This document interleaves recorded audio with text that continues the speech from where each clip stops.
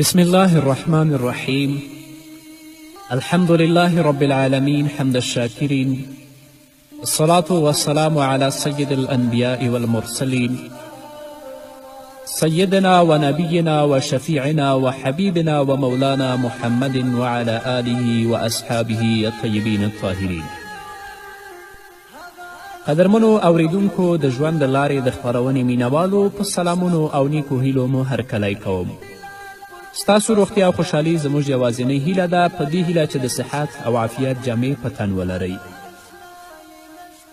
قدرمنو اوریدونکو، دا دی زه محمد یاسین فهیم د ژوند د لارې د خپرونې په وړاندې کولو کې ستاسې په چوپړ کې یم، په دې هیله چې دا خپرونه ستاسو د پام وړ وګرځي. زموږ د نننۍ خپرونې موضوع بیا هم د رسول الله صلی الله علیه وسلم د وفات په هکله ده، البته د وفات نه 4 ورځې مخکې.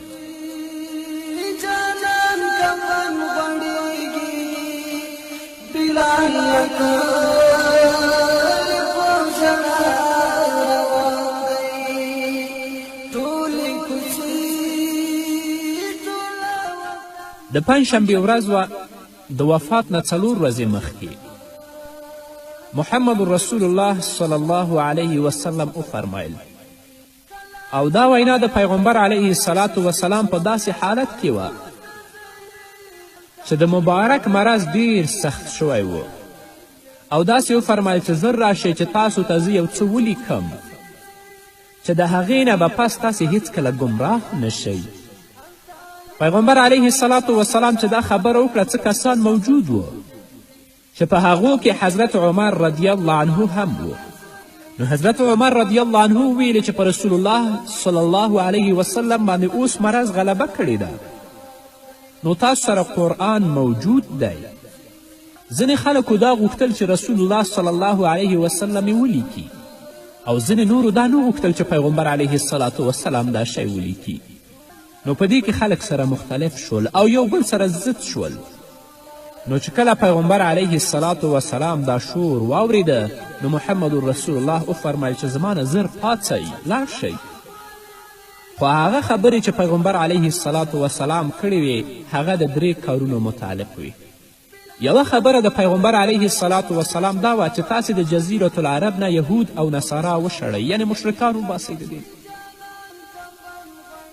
په زمانه د خلافت د خلفای راشدینو کې د پیغمبر علیه الصلاة وسلام دا امر او حکم هغوی اجرا کړی و، لکن له بده مرغه په اسلامي ټولنو کې داسې کسان حاکمان شو چې هغوی د یهودو او د نصاراو غلامي اختیار کړه، او د هغو غلامي کړې په غاړه او په غوږونو کې واچولې چې تر نن ورځه پورې هم په جزیرة العرب کې یهود و نصارا او مشرکان او د اسلام دښمنان شتون لري.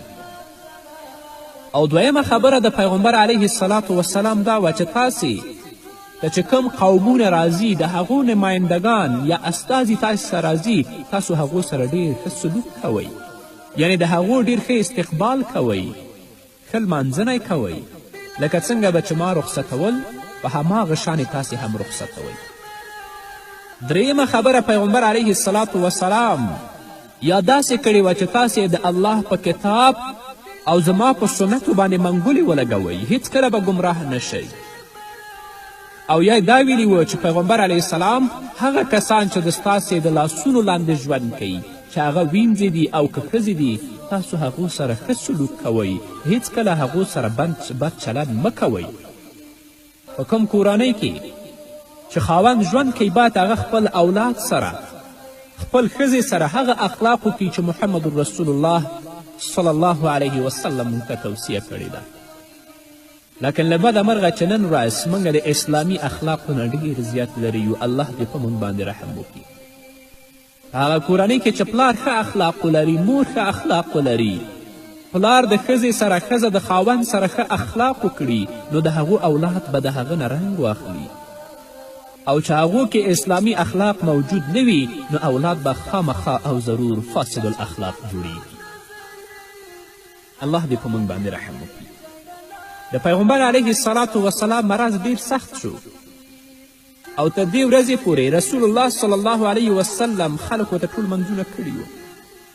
د پنجشنبې ورځ د وفات نه 4 ورځې مخکې په دې ورځې هم رسول الله خلکو ته د ماښام لمونځ ورکړ او د سورت مرسلات سورت رسول الله صلی الله علیه وسلم په دې مانځه کې ولستو. چې کله د ماسخوتن مانځه وخت راغی د پنجشنبې په ورځ د پیغمبر علیه الصلاة وسلام مرض نور هم سخت شو چې پیغمبر علیه الصلاة وسلام د مبارکې حجرې نه جومات ته نشو تللی. حضرت بیبي عایشه رضی الله عنها فرمایي چې رسول الله صلی الله علیه وسلم وفرمایل چې آیا خلکو مونځ کړی او که نه دی کړی؟ موږ پیغمبر علیه الصلاة وسلام ته ویلې نه یا رسول الله مونځ یې نه دی کړی، هغوی ستا په انتظار دي. نو پیغمبر علیه السلام ویلي چې په یو لوښي کې ماته اوبه راوړئ. عایشه رضی الله عنها فرمایي چې موږ رسول الله ته اوبه راوړئ په هغه کې ولمبل. خو بیا هم په رسول الله صلی الله علیه وسلم باندې بیخودي راغله چې کله را بیدار شو نو بیا یې وفرمیل چې آیا خلکو مونځ کړی؟ په دویم او په دریم ځل بیا هم رسول الله دا خبره وکړه. موږ ویلې نه خلکو مونځ نه دی کړی. نو پیغمبر علیه السلام ابوبکر ته جواب ولیږه چې تاسو خلکو ته مونځ ورکړئ. نو حضرت ابابکر صدیق رضی الله عنه په دغه ورځو کې خلکو ته منځونه ورکړه چې ټول منځونه یې 19 منځونه جوړیږي. لکن بیبي عایشې رضی الله عنها دا غوښتل چې باید ابابکر خلکو ته مونځ ورنه کړي.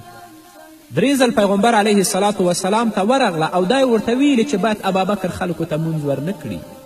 خو پیغمبر علیه الصلاة وسلام د بیبي عایشې خبره ونه منله بلکې دا یې ویل چې باید ابابکر مونځ ورکړي او دا یې ورته ویلې چې انتن صواحب یوسف مر ابابکر فلیصلي بالناس. هغه ښځې چې د یوسف علیه الصلاة وسلام په قصه کې هلته حیلې کړې وي تاسې په شان د ما ښځو یاستئ، په خوله یو څه وایي او په زړه کې بل څه وي. د بیبي عایشې رضی الله عنها په خوله باندې دا ول چې زما پلار د هغه زړه ډیر زیات نرم دی نو هغه نشي کولی چې خلکو ته منځونه ورکړي، هغه به جاړي. لکن په زړه کې دا و پیغمبر علیه الصلاة وسلام به خو په دې مرض کې وفات شي نو که ابابکر خلکو ته منځونه ورکړي نو دا خلک به دا کار شومتیا او بدفالي وګڼي. خو پیغمبر علیه الصلاة وسلام په دې باندې تاکید کوه چې باید خلکو ته مونځ څوک ورکړي؟ ابابکر صدیق رضی الله عنه ورکړي. او دا کار یې وکړ. د وفات څخه یو ورځ یا 2 ورځې مخکې هفتې ورځ یا د یکشنبې ورځ پیغمبر علیه الصلاة وسلام په خپل ځان کې څه صحت او سپکتیا ولیدله. تخفیف محسوس د رسول الله مبارک بدن د مرض نه لږ په آرام شو نو د 2 کسانو په منځ کې د مانځه دپاره راووت چې د پیغمبر علیه الصلاة وسلام مبارکې پښې ورپسې کش کېدلې. دا په داسې حال کې و چې ابابکر صدیق رضی الله عنه خلکو ته امامت کوه. کله چې ابابکر رسول الله صلی الله علیه وسلم ولیده نو ابابکر کوشش کوه چې راوروسته شي او محمد رسول الله مخکې شي خلکو ته جمع ورکړي. خو پیغمبر علیه الصلاة وسلام ابابکر صدیق رضی الله عنه ته اشاره وکړه چې مه راوروسته کیږه. او پیغمبر علیه الصلاة وسلام دا وویل چې ما د هغه په خوا کې کښېنوئ. پیغمبر علیه الصلاة وسلام د ابابکر صدیق کس او چپ طرف ته کښېناست. پیغمبر علیه الصلاة وسلام ابابکر صدیق رضی الله عنه پسې اقتدا وکړه او خلکو ته تکبیر واورولو. د وفات نه یو ورځ مخکې چې د یکشنبې ورځ وه پیغمبر علیه الصلاة وسلام خپل غلامان ټول غلامان آزاد کړه او دا یې وفرمیل چې زما په کورنۍ کې څه شی دي هغه راوړئ چې د الله رب العزت په لاره کې هغه زه صدقه او خیرات کړم. هغه ټوله دارایی او سرمایه د محمد رسول الله صلی الله علیه وسلم 9 دیناره ول. نو پیغمبر علیه الصلاة وسلام وفرمیل مخکې د دې نه چې زه خپل رب ته لاړ شم باید دا دینار زه په دنیا کې خیرات کړم. زه به رب ته لاړ شم او ما سره به 9 دیناره باقي. نو هغه 9 دیناره چې د پیغمبر علیه الصلاة وسلام په کور کې ول هغه هم خیرات کړه. او کومه د رسول الله صلی الله علیه وسلم اسلحه او ټوپک چې ول هغه هم مسلمانانو ته وبخله. او بیبي عایشه رضی الله عنها فرمایي چې پیغمبر علیه الصلاة وسلام باندې تبه زیاته سخته وه ما به ټوټه لمدوله او د پیغمبر علیه السلام په مبارک تندي باندې به مې ایښودله تر څو چې هغه حرارت او ګرمایش د تبې چې په رسول الله دی هغه د دې نه لرې شي. او په دغه شپه چې کوم چراغ زموږ په کور کې و په هغه کې تیل نه ول، نو هغه هم د خپل ګاونډیانو او همسایهګانو نه تیل غوښتي دي په هغه چراغ کې چې په هغه زمانه کې ول اچولی او هغه یې روښانه کړی او د هغه په رڼا کې د محمد رسول الله صلی الله علیه وسلم مبارک جبین او مخ ته کتلي او په هغه باندې ټوټه ایښې ده. او په دې وخت کې د محمد رسول الله زغره د یو یهودي سره په 10 پیمانو اوربشو کې هم ګره وه. دا و د سردار کائنات د حبیب اله العالمین فخر موجودات محمد رسول الله صلی الله علیه وسلم ژوند. نن راشي خپل ژوند مطالعه کړه. په دنیا کې چې کله خپل ژوند تیرو تل لپاره په دې تلاش کې چې پیسې وګټو که هغه حرام یو که حلالي دا تفکیک او دا تمیز موږ سره نشته. او حال دا چې محمد رسول الله فرمایلی دي هغه بدن چې د هغه نشو نمو په حرامو پیسو باندې وشي په هغه باندې جنت حرام او جهنم پې واجب دی. پلار 100 دروغه وایي 100 قسمونه خوري په نیرنګ او په چل او په فریب باندې پیسې ګټي خپل اولاد ته او اولاد په هغه باندې بیا فحشا او منکرات او 100 رقم فجایع انجاموي چې د دې ټولو منکراتو او فجایعو چې اولاد کړي دي د دې ګناه به هم دغه پلار ته رسیږي. نو قدرمنو اوریدونکو زما خویندو او ورونو راشئ د خپل ژوند نه په استفادې سره د خپل آخرت ژوند ښایسته کړئ. دا دنیا فانی ده.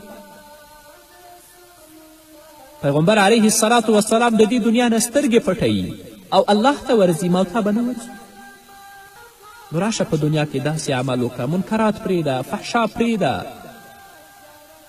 الله ته متوجه شه سر په سجده کښېږده د خپل د تضرع و عاجزي لاسونه د پروردګار ته پورته کړه توبه وباسه چې د الله د عذاب او د حساب نه خلاص شي. تاسې قبر یو وارې خپل نظر ته راولئ.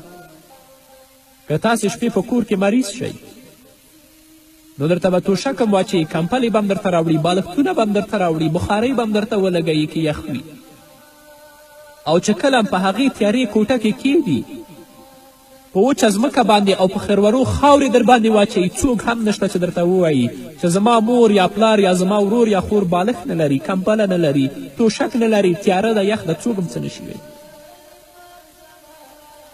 هلته به یوازې ستا عمل کوم نیک عمل دی چې کړی هغه به د الله د عذاب نه ساتي. نو زما خوږو اوریدونکو مسلمانانو ورونو خویندو راشئ الله ته متوجه شئ. هغه بد اعمالم چې تروسه کړي په هغې باندې توبه وباسئ وروسته د دې نه خپل رب سره عهد وکړئ او نیکو اعمالو ته مخ کړئ چې الله په موږ باندې رحم وکړي. قدرمنو اوریدونکو د خپرونې دې وخت کې راځو لنډې دمې ته. دمې نه وروسته زموږ خپرونه دوام لري په دې هیله چې تاسې هم زموږ ملتیا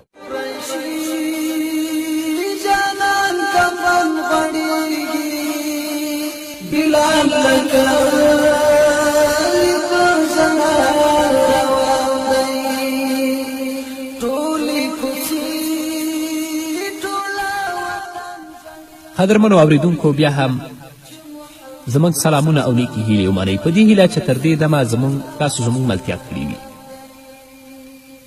د ژوند آخري ورځ انس بن مالک رضی الله عنه چې د محمد رسول الله خادم و 10 کاله محمد رسول الله صلی الله علیه وسلم سره یو ځای تیر کړي و.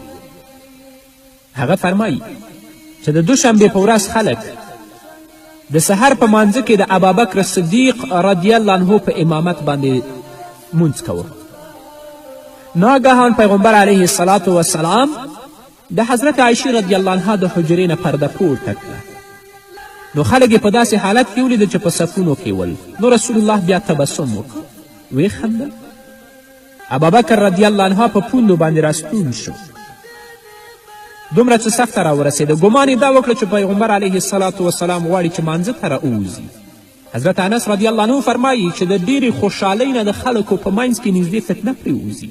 خو بیا رسول الله صلی الله علیه وسلم دوی ته اشاره وکړه چې تاسې خپل مونځ پوره کړئ. او پیغمبر علیه السلام بیرته حجرې ته راستون شو او پرده یې ښکته کړه. خو بیا په محمد رسول الله صلی الله علیه وسلم باندې د بل مانځه وخت رانغی.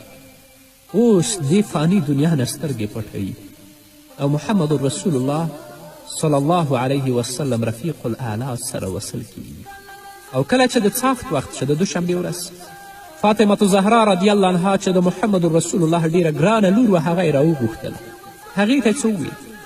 نو په دې سره فاطمة زهرا رضی الله عنها ډېر سخت وژړل، په ژړا باندې وه او د خپل د پلار او د خپل د بابا په فراق کې ژړل. دویم ځل دپاره بیا راوغوښتله. بیا پیغمبر علیه السلام په پټه باندې څه ورته وویل.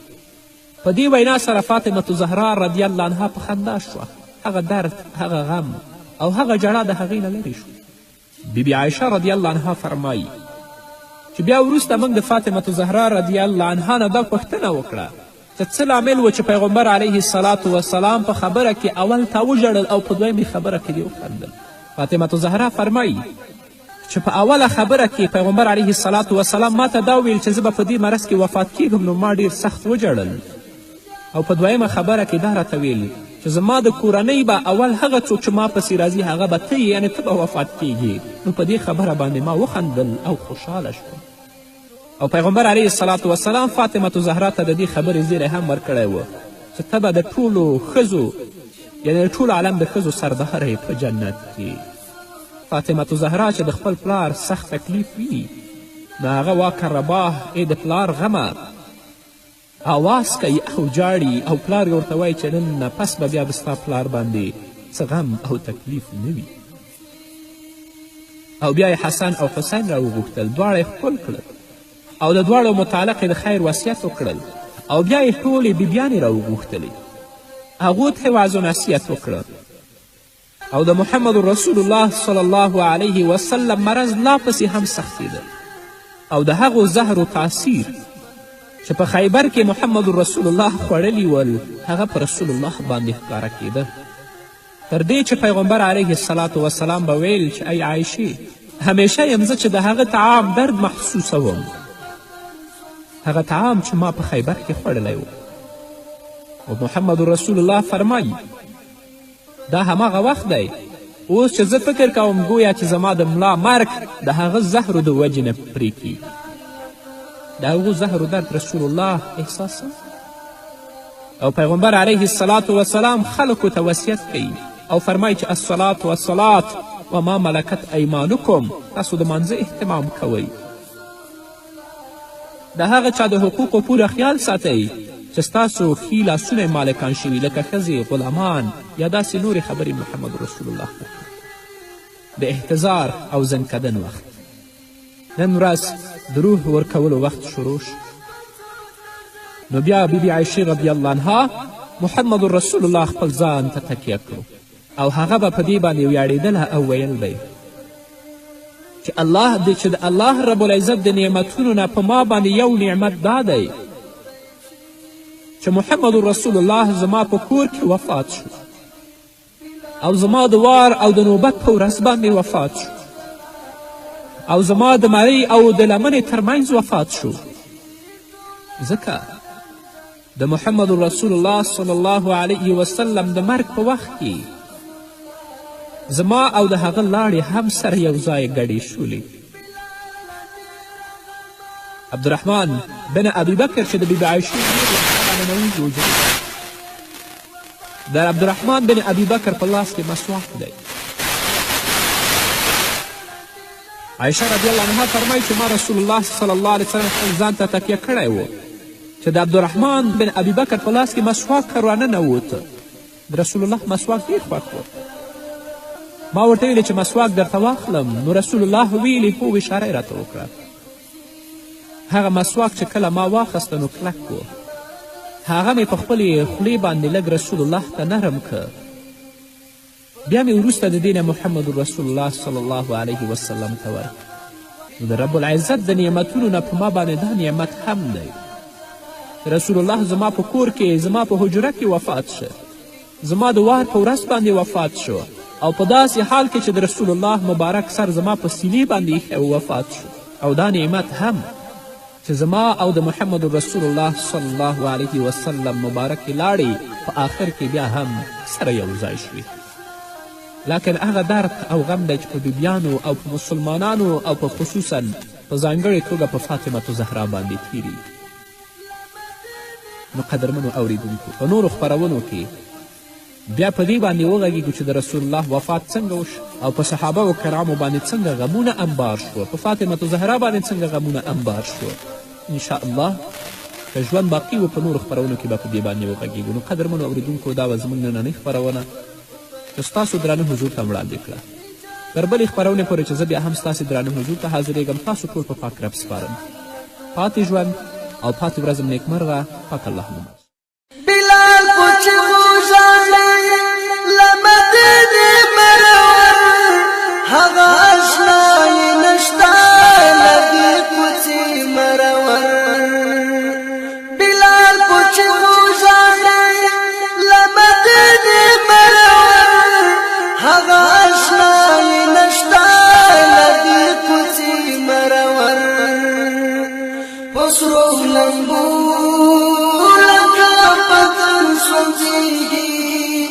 د شام پر نور په واویلا روان دی، پر قریشي جانان کفن غړېږي. بلال لکه په ژړا روان دی، ټولې کوڅې ټوله وطن ژړېږي چې محمد رسول الله روان دی. کله چې ورسېدی د شام په څوکه زهیر، هلته یې ډېر ژړله باندې د غم په زنځیر. کله چې ورسېدی د شام په څوکه زهیر، هلته یې ډېر ژړله باندې د غم په زنځیر. رنګین غم سستی رنګ کړېږي، په تصور کې د اشنا روان دی. پر قریشي جانان کفن غړېږي. بلال لکه په ژړا روان دی، ټولې کوڅې ټوله وطن ژړېږي چې محمد رسول الله روان دی. بلال له ډېره غمه جنت په خوب ولیدی، ورته ویل بې وفا زیارت زما پرېښودی. بلال له ډېره غمه جنت په خوب ولیدی، ورته ویل بې وفا زیارت زما پرېښودی. ډېرې د یار هغه مسکن یادېږي، بېرته د شنې روضې پر خوا روان دی. پر قریشي جانان کفن غړېږي. بلال لکه په ژړا روان دی، ټولې کوڅې ټوله وطن ژړېږي چې محمد رسول الله روان دی. هغه ظاهر مسافر و مدینې ته راغی، لکه یتیم په سلګو د یار کوڅې ته راغی. هغه ظاهر مسافر و مدینې ته راغی، لکه یتیم په سلګو د یار کوڅې ته راغی. د حضور پر ظاهر مدفن چغېږي، هغه منبر ته په ژړا روان دی.